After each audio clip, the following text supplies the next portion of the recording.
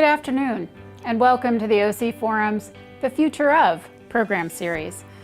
My name is Kate Klimo, and I have the privilege to serve as the new president of OC Forum.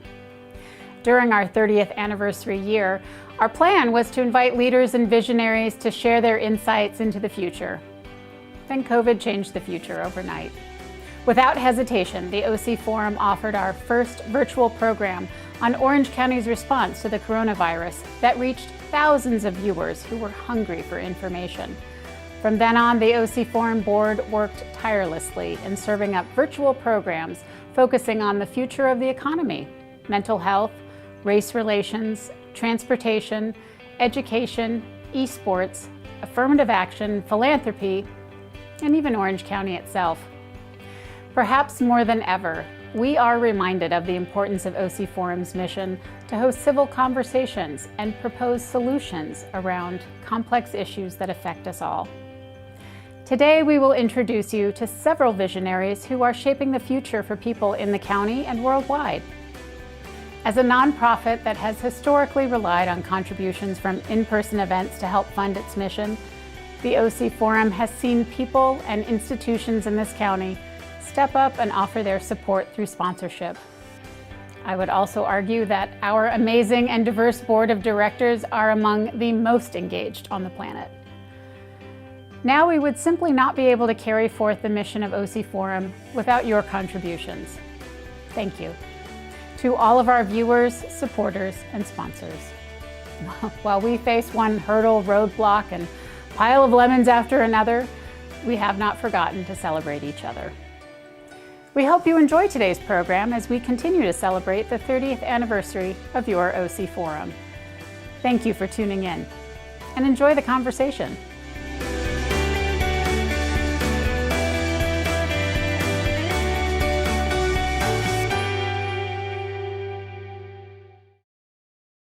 Thank you, Kate, for that wonderful introduction to the OC Forum, and welcome to all of our virtual guests for this very special edition of the OC Forum.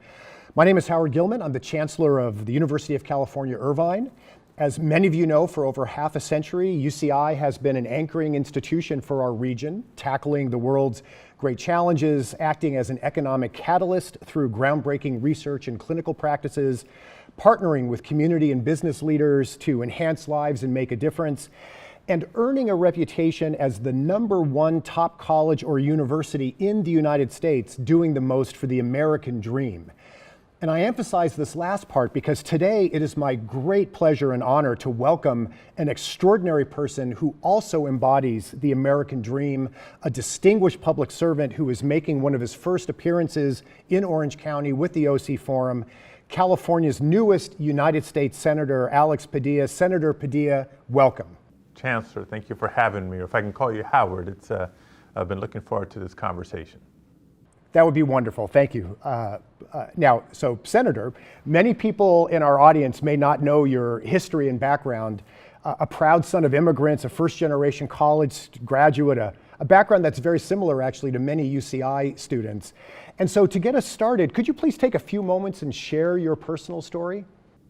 Sure. It's a very similar background, as you said, to a lot of the students, but not quite the traditional, if you will, in the United States Senate. So proud to share my life experience and family's journey in the most deliberative body and obviously an important institution for our democracy.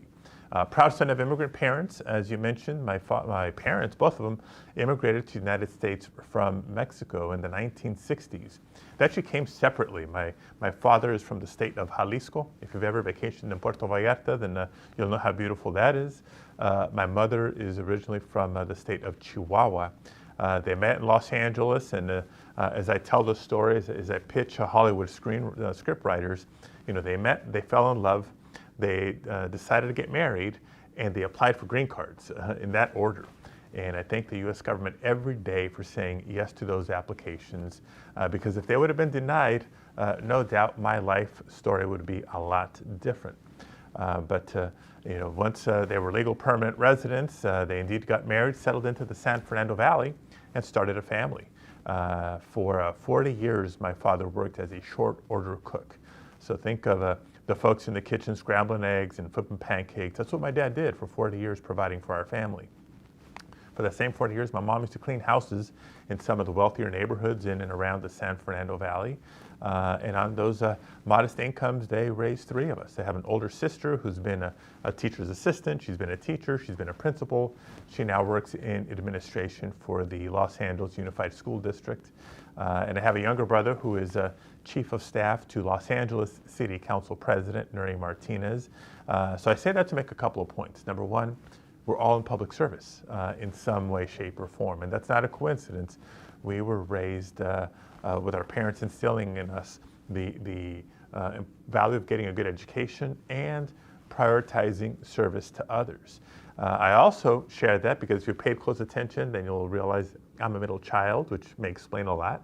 But you know, growing up in the San Fernando Valley, Little League Baseball, doing just good enough in school to get into the Massachusetts Institute of Technology. I thought my career path was going to be in engineering. And went back east for the first time in my life just before classes started. Spent 4 winters in Massachusetts and came home with a mechanical engineering degree. Ready to start my career when you know, life happened. For those who may recall the political environment that was California in the early to mid 90s, far cry from what it is today. And I came home to political ads, frankly, that featured the governor of California at the time saying that the state of California was going downhill, and it was the fault of families like mine and people like my parents. You know, the scapegoating of immigrants, anti-Latino hysteria out there, and that's when I realized that as much as I had no interest in getting involved with electoral politics, I had no choice but to get involved if I wanted to change the trajectory, change the tone and the tenor of my community and my home state. And so one thing led to another. I'm out there organizing my community, registering voters, volunteering on a political campaign. 5 years later, ran for a seat on the Los Angeles City Council to represent home.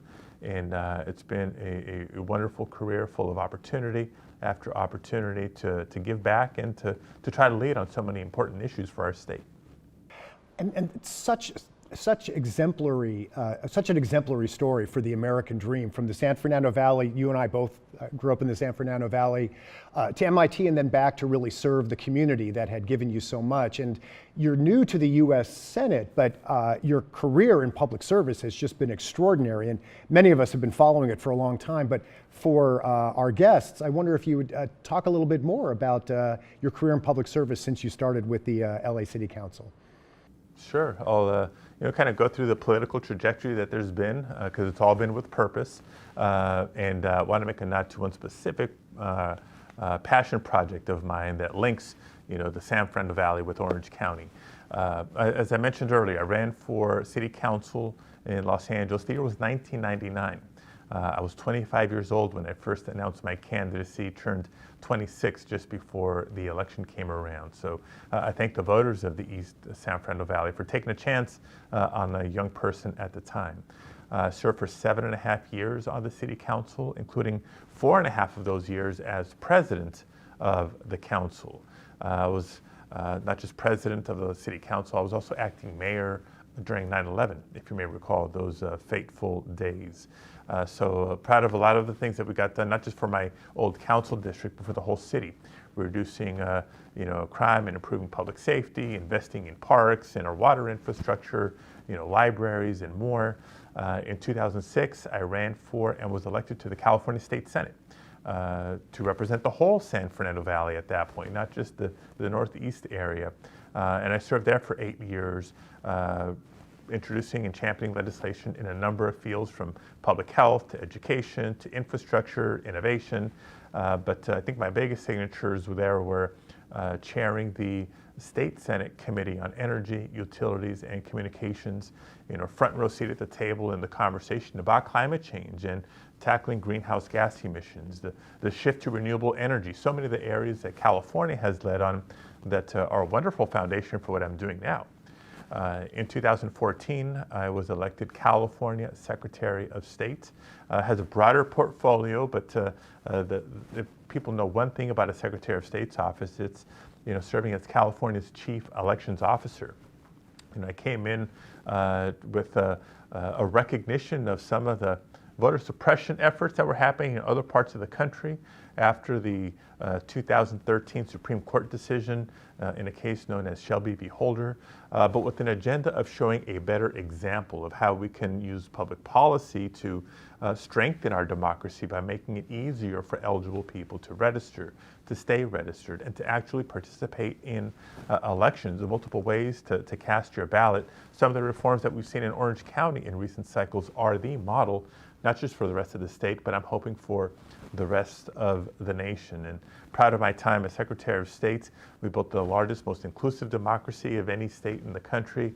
Record registration, record turnout in 2020, despite the COVID-19 pandemic. That too has been helpful as we now have these debates, frankly, and conversations about voting rights and access to the ballot for the country, not just for California. And of course, got a call from Governor Newsom last December and was sworn into the United States Senate on January 20th of this year to fill the vacancy left by now Vice President Kamala Harris. And so for almost 6 months now, have been serving in this capacity and really kind of building on the experience and the relationships of my 2 decades of public service at what an interesting time in our history.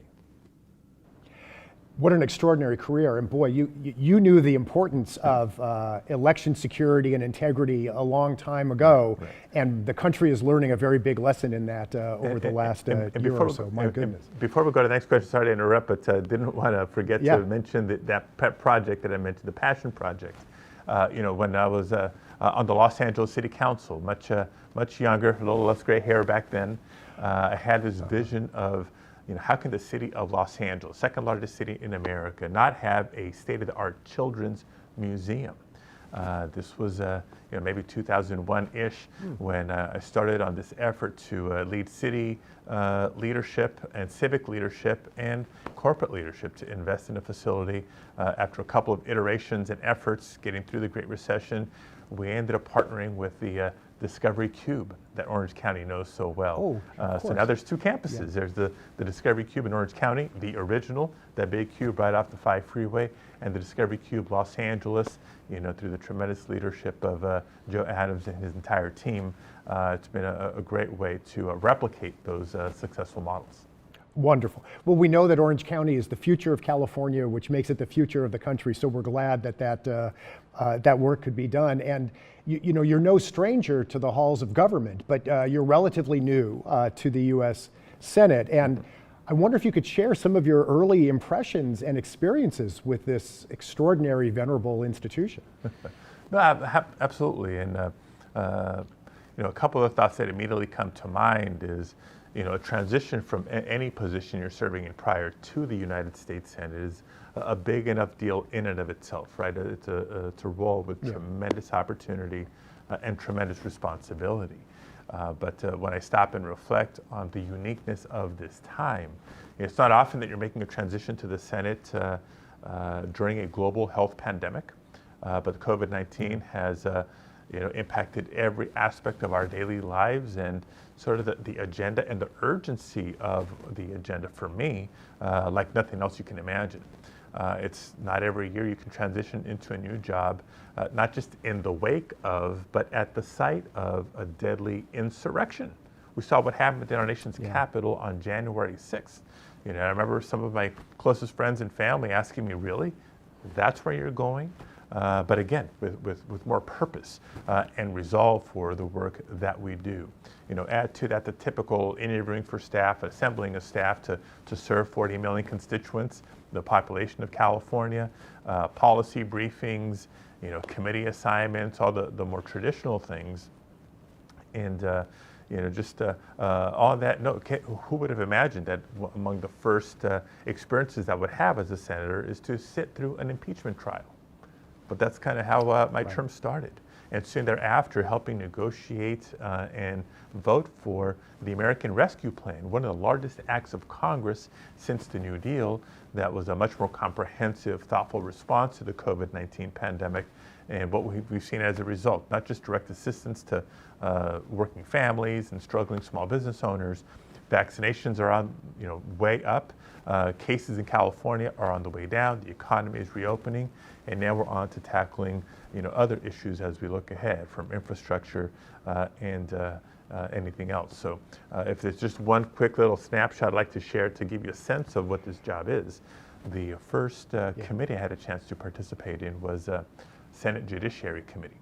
And I didn't get a chance to speak first. There's this little seniority dynamic in the Senate, but at some point soon I do get recognized by the chair with a Senator Alex Padilla from California. Welcome to the Senate. Welcome to the committee.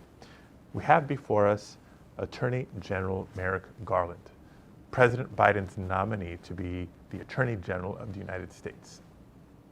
Do you have any questions? Just think about that. In that moment, I can ask anything. I can say anything. I can try to extract a commitment or a pledge from the next Attorney General, or at least elevate something I think ought to be a priority for the Department of Justice. And to think that I get opportunities like that multiple times a day, day after day, that gives you a little bit of a flavor of what it's like to be a United States Senator. Tremendous opportunity, tremendous responsibility. And no time to even catch your breath. You sit down, you get sworn in, you're put in the middle of an extraordinary, historic range of issues. The work that the Congress has done the last few months, historic by any measure.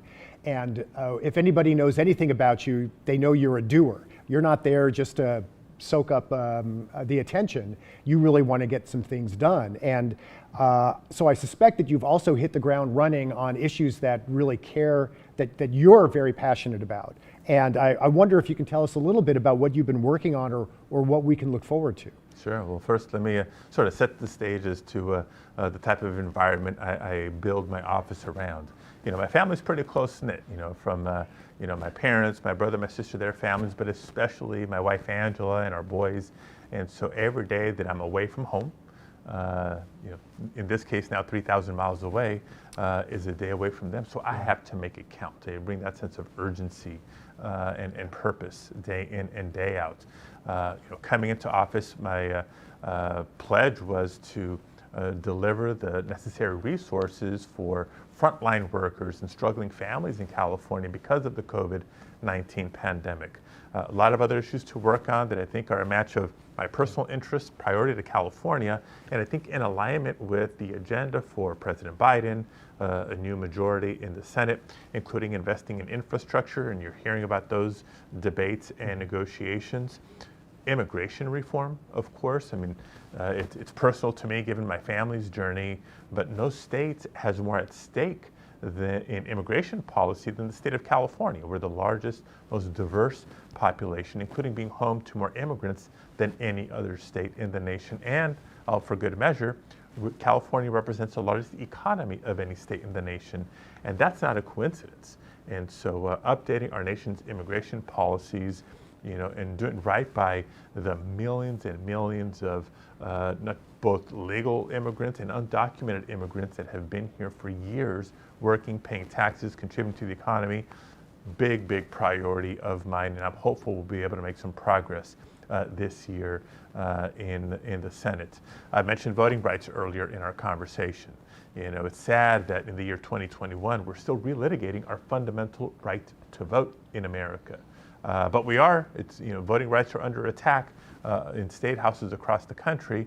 And so I'm honored to bring my experience as California Secretary of State to that conversation and buttress the policy that we're hoping to advance. The For the People Act, I think, is more important now than ever. And that's just a snapshot of some of the front burner items, a whole lot more that we'll no doubt spend some time on this year and hopefully for many years to come. We were talking a bit before we started this conversation and about growing up in the San Fernando Valley and school buses and the like. UCI just in the last few years became the first university in the country to go to an all-green transportation system for our bus network. And I know that you've been working on a Clean Commute for Kids Act. Could you talk a little bit about that? Sure, and it's not just one of my first bills, but I think a great example of bringing that personal life experience to policymaking. And so, and the engineer in me is still alive and well, so we also point to a lot of helpful data. And most people would be surprised to learn that more than 90% of bus fleets in America are school buses. And more than 90% of those buses are diesel buses. And I remember when I was a kid what it was like to ride in one of those buses, particularly towards the back, and to breathe in that diesel exhaust. You'll never forget what that smells like.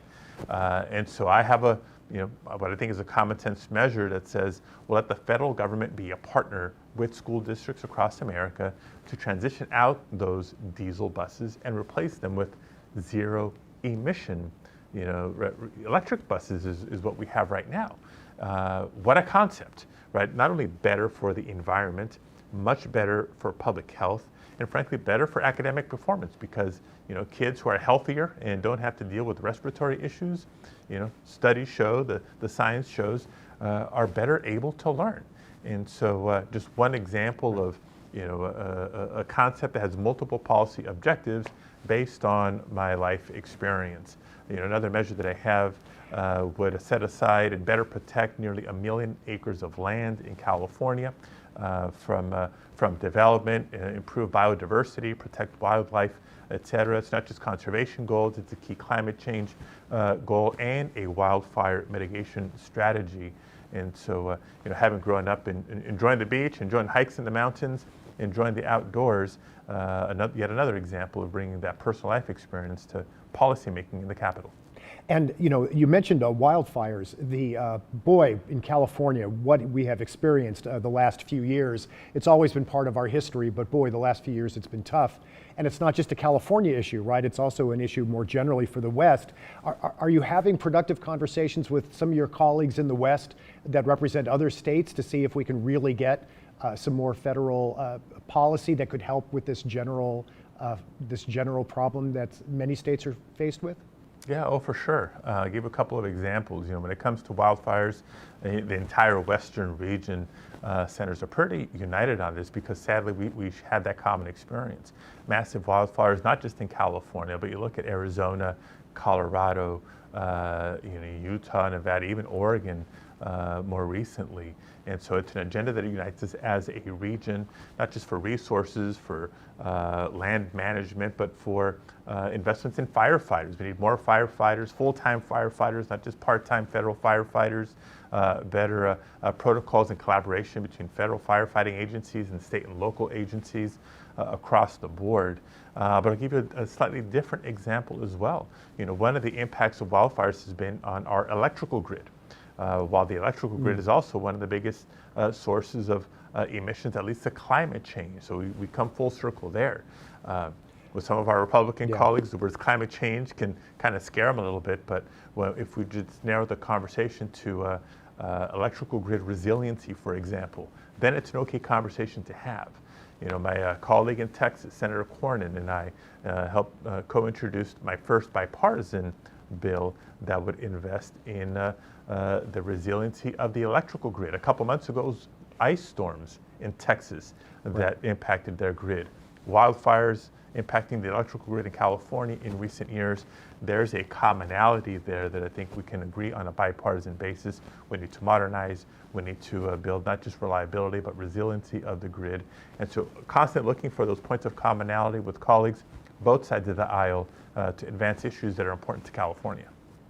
In terms, Senator, of other issues that I know that you've been thinking a lot about, last year during the pandemic, many families felt the pinch of a lack of childcare options or early learning options.